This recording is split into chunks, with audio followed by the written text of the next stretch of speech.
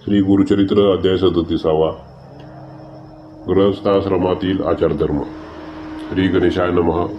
नामधारक सिद्धाला म्हणाला, हे मुने. त्यानंतर श्री गुरु श्री नरसिंह सरस्वती स्वामी महाराजांनी त्या विप्राला आणखीन काय सांगितले. सिद्ध म्हणाला, त्यानंतर श्री गुरूंनी त्याला ब्राह्मणाने गृहस्थाश्रमात कसे आचरण ठेवावे त्यावर सविस्तर निरूपण केले. त्याविषयी थोडक्यात सांगतो, ऐक. ब्राह्मणाने गृहस्थाश्रमात असताना आपल्या घरात जळणाची लाकडे, दिव्य मणी, तूप, तेल, कृष्णाजी, लोकराची वस्त्री व काळे मांजर या गोष्टी संग्रही ठेवाव्या. सारस पक्षी व धेनू पाळावे.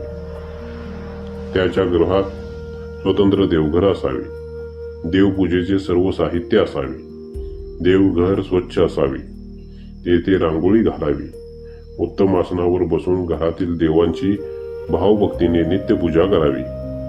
उदक, अग्नी, मानस, सूर्य, स्तंडिलस्थ प्रतिमा, यज्ञ, धेनू, ब्राह्मण, गुरु, शाळीग्राम ही सर्व विष्णूची अधिष्ठाने आहेत.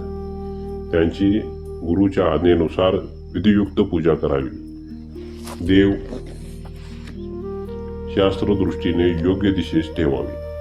श्री गुरूंनी त्या ब्राह्मणाला प्राणायाम, अंगन्यास, ध्यान, देवपूजनाच्या साहित्याची मांडणी, आवाहन, अभिषेक, मंत्रोच्चार यासह षोडोपचारी पूजन कसे करावे याचा सर्व विधी नीट समजावून सांगितला.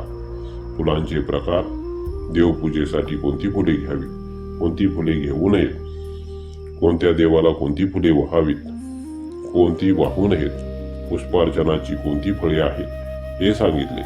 नमस्कार कसा करावा, केव्हा करावा, केव्हा करू नये, कोणाला करावा, कोणाला करू नये, कोण वंदनीय आहे ते सांगितले. देवाला कशी संतुष्ट करावे, देवाची प्रार्थना कशी करावी, पूजा विसर्जन कशी करावी ते सांगितले. वैश्वदेवाचा विधी, अन्नदानाचे महत्व, अतिथीचे स्वागत कसे करावे, अतिथीच्या सेवनाने काय पुण्यलाभ होतो, अतिथीची उपेक्षा केल्याने काय होते, भोजन करताना कोणते नियम पाळावे, मंडल कसे करावे, कोणत्या देवतांचे स्मरण करावे, कोणत्या दिशेला तोंड करून बसावे,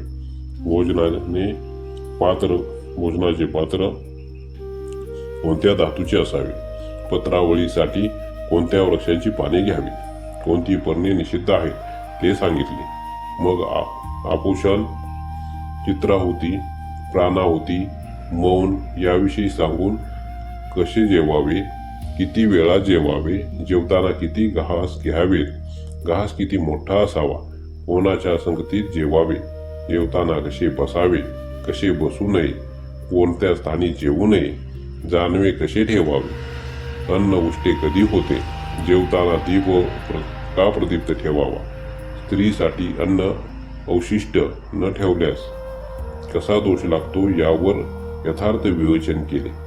पाणी कसे प्यावे, कसे पिऊ नये, कुठले पाणी प्यावे, कुठले पिऊ नये, कोणत्या ठिकाणी पाणी पिऊ नये, जेवताना कोणते वस्त्र नेसावे ते सांगितले. जेवल्यावर आधी चूळ भरावी, मग हात धुवावा, मुख प्रक्षालन करावे, दात घासावे असा क्रम सांगितला. काय खावे, काय खाऊ नये, तिथी वारी, दिवसा रात्री कोणते अन्न पदार्थ निषिद्ध असतात, कोणते दूध वर्ज्य असते, पर्जन्यकाळी कोणते पाणी धोक्याचे असते, कोणते अन्न शिळे असते, कोणत्या स्पर्शाने अन्न अग्राह्य होते, तांबूळ कोणी भक्षण करावा, कोणी करू नये, तांबूळ तयार करताना पान कसे घ्यावे, तांबूळ व सुपारी यांचे गुणदोष काय आहेत, भोजनानंतर काय करावे, झोपण्याची खाट कशी असावी, ती कोणत्या लाकडाची असावी, ती विणण्याचे शुभ मुहूर्त व शुभ वार कोणते, त्याची काय फळे आहेत, कोठे कसे निजावे, कोठे निजू नये, रात्री शयन करताना कोणती स्तोत्रे म्हणावी, स्त्रीसंग केव्हा करावा, केव्हा करू नये, स्त्रीसंग करताना कोणती काळजी घ्यावी, स्त्रीसंगाच्या वेळी पती व पत्नी यांच्या मानसिकतेचा गर्भावर काय परिणाम होतो वगैरे सूक्ष्म विचारही सांगितला. श्री गुरु त्या ब्राह्मणाला म्हणाले, बाबा रे, अशा प्रकारे गृहस्थाश्रमात विवेकयुक्त सुविचारपूर्वक व शास्त्रविधीला अनुसरून वागणारा मनुष्य देवांनाही वंद्य होतो. त्याला धन, मान, यश, सिद्धी, आयुष्य, आरोग्य, उत्तम संतती यांचा लाभ होतो. ते ऐकून ब्राह्मणाने कृतज्ञतेने श्रीगुरूंचे पाय धरले व म्हणाला, स्वामी, आपण खरोखरच उद्धार करते आहात. आपण मला ज्ञान दिले, माझे अज्ञान दूर केले, मी धन्य झालो. यापुढेही अशीच कृपादृष्टी ठेवा. तो त्याचा मनोभाव जाणून श्रीगुरु अतिशय प्रसन्न झाले. त्यांनी त्याला आशीर्वाद दिला, विप्रा, आता तुला भिक्षा मागावी लागणार नाही. तुझे सर्व मनोरथ पूर्ण होतील. तू सुखात राहशील. तुझी मुले बाळे आनंदात राहतील. सिद्ध म्हणाला, नामधारका, श्री गुरुचरित्र हा ग्रंथ इतका प्रभावी आहे की त्याच्या श्रवण पठणाने अज्ञानाचे निरसन होऊन मनुष्य ज्ञानी होतो. त्याला सर्व अभिष्ट प्राप्त होते. त्याचे कल्याण होते.